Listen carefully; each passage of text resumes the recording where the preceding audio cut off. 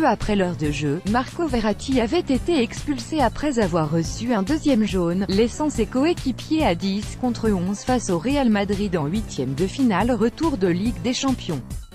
Ce dimanche soir, alors que le club francilien s'apprête à affronter Monaco pour glaner un nouveau titre de champion de France, Verratti est revenu sur cet épisode peu glorieux au micro du Canal Football Club.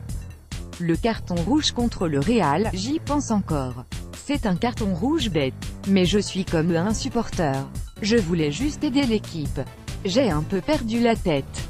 Je n'ai rien dit de méchant à l'arbitre. C'est juste que j'ai été agressif.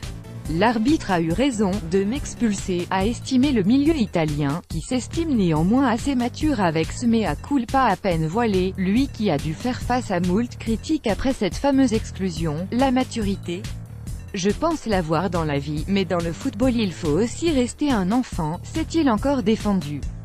Verratti reste d'ailleurs conscient de sa marge de progression, notamment au niveau mental. Je dois progresser en marquant des buts, faire des passes décisives.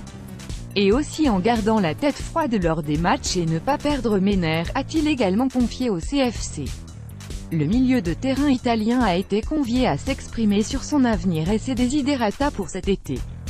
Et Verratti affiche clairement son envie de rester dans la capitale hexagonale. Mon ambition a toujours été de rester à Paris, mais avec un beau projet.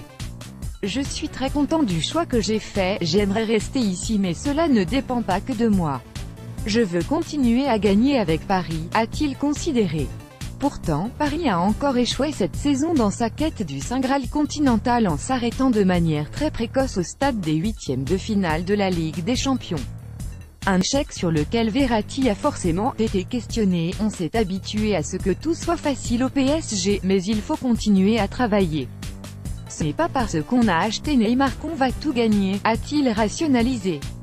Cet échec pourrait bien s'avérer fatal à l'entraîneur actuel Unai Emery. Si Emery reste, ça me fera plaisir. Mais ce sont les choix du club. Et le football c'est aussi ça, a analysé le milieu italien, qui n'aurait aucun problème à retrouver une vieille connaissance sur le banc de la sélection italienne comme il l'a de nouveau confessé au micro du CFC, où Ancelotti m'a beaucoup aidé, même en dehors du football. Je souhaite le voir en sélection.